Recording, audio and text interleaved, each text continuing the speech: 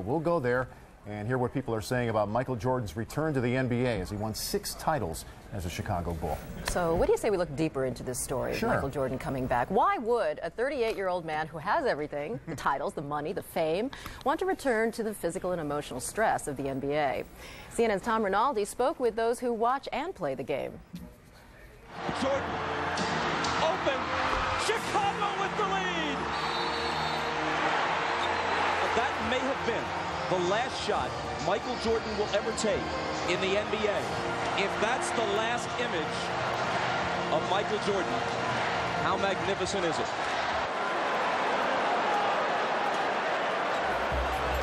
It is not the critic who counts. The credit belongs to the man who is actually in the arena, who knows his place shall never be with those timid and cold souls who know neither victory nor defeat.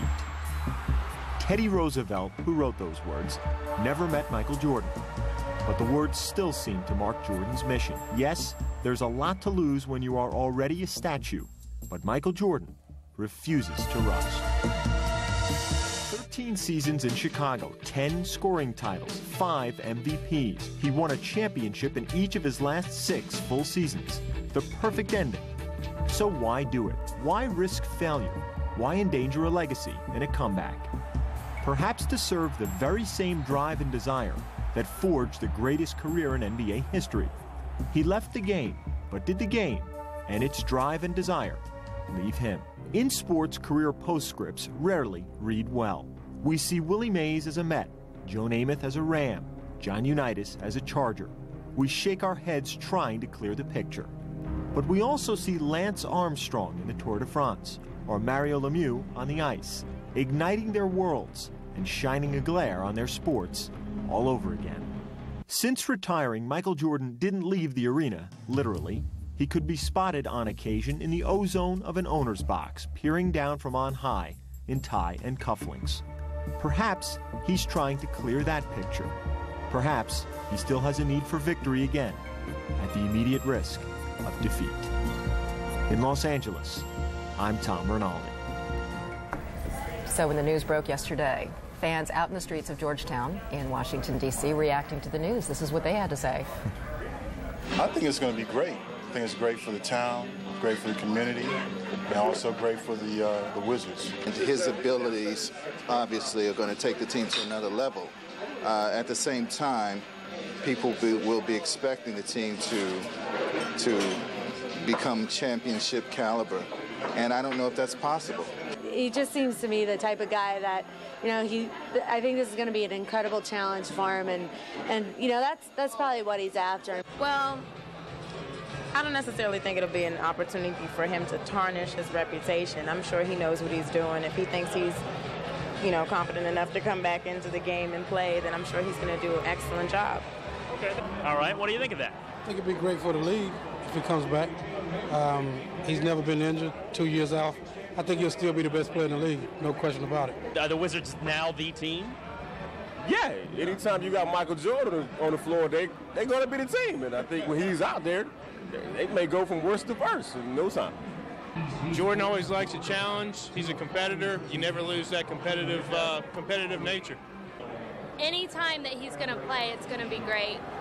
And it's just pure talent. And I don't think that talent just fades, or it's just, you know, or he loses it, because I think he'll always have it. Well, Jordan's 13 seasons in Chicago certainly endeared him to basketball fans in the Windy City. He's a god there. He has a statue outside the United Center. So how are folks in Chicago accepting the possible return of the court's most exciting player? CNN Chicago Bureau Chief Jeff Flock joining us with that. Good morning, Jeff.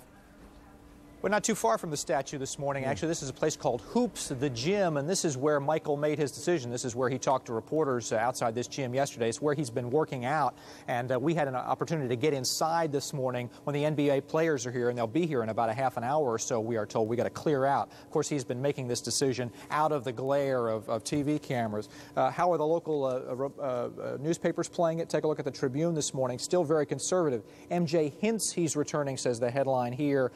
They not buying it yet. Tribune reporter, not one of those that he talked to yesterday. Obviously, everyone focusing on the first game when he will be back here if, in fact, this comeback does come off. We are expecting lines outside the United Center today, and this gym is not too awfully far. It's right next to Michael Jordan's restaurant, 160 Blue, which he owns, and the stadium is just on west of here, and they're expecting lines outside the stadium for that first game when Michael returns to Chicago as a member of the Wizards, if indeed that's the way it goes. That's the latest from here. Back to you. All right, thank you very much, Jeff Flock. You know, it's just a shame that this comeback didn't stay in Chicago. I think that Michael Jordan is so Chicago. It's unfortunate that, those fences kind of have been broken down. All right, thank you very much, Jeff. I think we lost audio, or Jeff is just kind of digesting the moment. Perhaps he just agreed. Perhaps. Perhaps I shouldn't have followed up with a question. Perhaps we can ask what you think. It is your turn. Perhaps we should move on. We are asking you this morning what you think of Michael Jordan's return to the NBA. So, you know what? You can drop us a line at daybreak@cnn.com. Be sure to include your name, where you're writing from. We want to hear from you. So what do you think about this? This is big news. And we'll get to those emails in the 8 o'clock Eastern hour. Yeah, maybe we'll hear from Jeff then, too. Sure. All right. Let's go to David Haffenreffer, though, and talk biz. David, I don't know that this is a big enough story to have an impact on stocks, but any good news is better than nothing at all. It isn't, but from a business perspective, they'll pack the stadium and they'll also get a bunch of advertisers if Mr. Jordan returns, which is be a boon for any advertiser at that. Good morning to you both. We could very well see an advance in the stock market when trading gets underway in roughly 2 hours' time this morning. That is the good news. Both the NASDAQ and S&P futures are trading higher. Topping our business headlines this morning include Walt Disney is reportedly ready to use all of its lobbying power, and indeed it is quite a might, in Washington to block any deal between AOL and AT&T's cable TV unit. News reports say if a deal is signed, Disney will demand that AOL sell off all of its content holdings. That would include HBO and this very network, CNN. In earnings news, ketchup maker H.J. Heinz posting a slight decline in quarterly profit from a year ago. The company partly blames lower demand from fast food restaurants. And high-end department store Neiman Marcus posting a wider than expected loss for the quarter. After the close of trading yesterday, drug maker Pfizer gave investors some guidance. The company said earnings for this year and next are on track. And United Healthcare reaffirmed numbers for 2001. The second largest U.S. managed healthcare company also slightly raised estimates for 2002. And that is the latest business news. CNN Live at Daybreak returns after this. Financial News Update is brought to you by Morgan Stanley, formerly Morgan Stanley Dean Witter. Move your money. Get well connected. Log on to cnnfm.com/financial news, your quick source for financial headlines. The rules for making money have changed. Pinstripes, wingtips. That's not how it works anymore. Anybody can be the next big wheel, as long as they put their money in a better place. Welcome to the new Old Boys Club. Less old, less boys. Morgan Stanley. Move your money. Get well connected.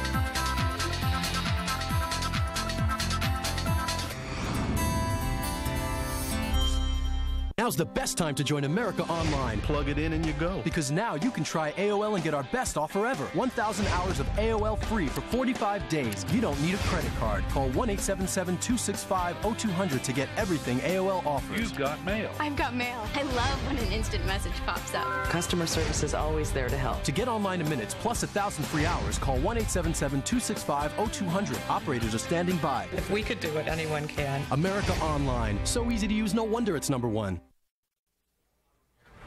We're talking about another comeback today as well in the political circles. Big news coming out of North Carolina. Elizabeth Dole is expected to announce she's running for the Senate seat being vacated by Jesse Helms. So let's go to CNN senior political analyst Bill Schneider for some insights on a Dole candidacy. Good morning, Bill. Good morning. All right, so she's going to make it official this afternoon. Elizabeth Dole going home to Salisbury, North Carolina to officially announce. By her going back to Salisbury, her re-registering, her putting her voter registration in North Carolina, does this eliminate the carpetbagger issue, do you think? Well, it doesn't entirely eliminate it, but look, she was born and raised in North Carolina, lived there a lot of her life. She went to Duke University. Now, she has lived in Kansas and most of the time in Washington for the last 3 decades, but I think North Carolinians recognize her as a native North Carolinian, unlike, say, Hillary Rodham Clinton, who, when she moved to New York, had never lived or worked there before. Has she had that conversation yet with Senator Jesse Helms? Does she have his support? I don't think he's explicitly given her his support, but she has indicated that she is interested in running for his seat. There's at least one other important contender in the Republican primary race in North Carolina, Richard Vinroot, the former mayor of Charlotte, who has run for governor unsuccessfully twice, so he's known statewide. At this point, it's not clear what Jesse Helms is going to do, but one thing is very clear, and that's that the Republican National Committee was pleased and delighted to see Elizabeth Dole run because she's a celebrity, and they want the Republicans to hold on to this seat. Yeah, very charming. People who have met her in person know how persuasive she can be. Is it going to be a very different sort of race than the kind of campaign she ran when she ran for president? Sure, it's a local campaign, and you've got to make sure local people whom you might not have met or have no relations with, that they know you, they feel that they can call you. The Republican primary in North Carolina is a very small affair, maybe 300,000 voters. A lot of them are very hardcore conservatives.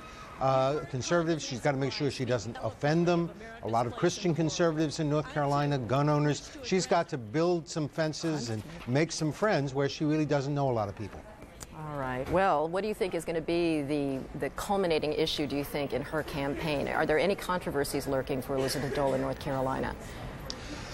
Well, I think the biggest issue of all for next year is likely to be the economy unless things dramatically improve. And that means that even though she's a celebrity and the polls are showing her far ahead right now in both the primary and the general election, if the economy continues to drop, and people are angry at the president, angry at the Republicans, want to make a statement, then every Republican contender is going to be in some trouble, including Elizabeth Dole, including Jeb Bush, the president's brother, who looks pretty strong right now. They're all going to be in some trouble. We'll have to see what happens with the economy before we can make a real judgment. Okay, and certainly we'll be watching this afternoon. Elizabeth Dole making that announcement at 1 p.m. Thanks so much, Bill Schneider. Good to see you. And we just want to let the viewers know that actually Senator Jesse Helms is going to be a guest this Saturday on Hunt, Novak, and Shields. I hope I got everybody's name in there. This Saturday, is it 5 or 5:30, folks? 5:30 in the afternoon. Stay tuned. Vince? Good pickup.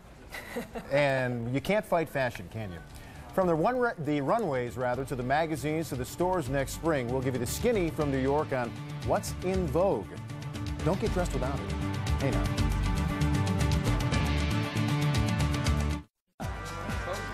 Among the highest number of graduates in computer science and engineering in the country. Over 4,700 graduates in computer and information sciences. Over 5,000 graduates in engineering, including chemical and bioengineering. And they all graduated from the same place. Just who produces this kind of talent for the workforce each and every year? Pennsylvania.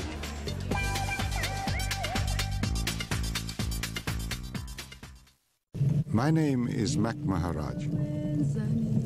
During my long imprisonment with Nelson Mandela on Robben Island, all news was forbidden. However, we obtained The Economist under the pretense that we needed it for our study of economics. The authorities later discovered their mistake and the subscription ended. Today, we're free to read what we choose.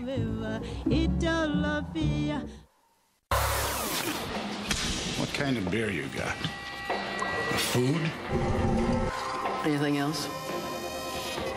Haydn's Cello Concerto in C major. Which performance? Gorski, Yachting, or Chin? How's that possible? Our jukebox is every performance by every artist of every piece of music ever recorded. This is the technology that makes it happen. This is Riding the Light. Quest. Would you like to lower your monthly mortgage payment?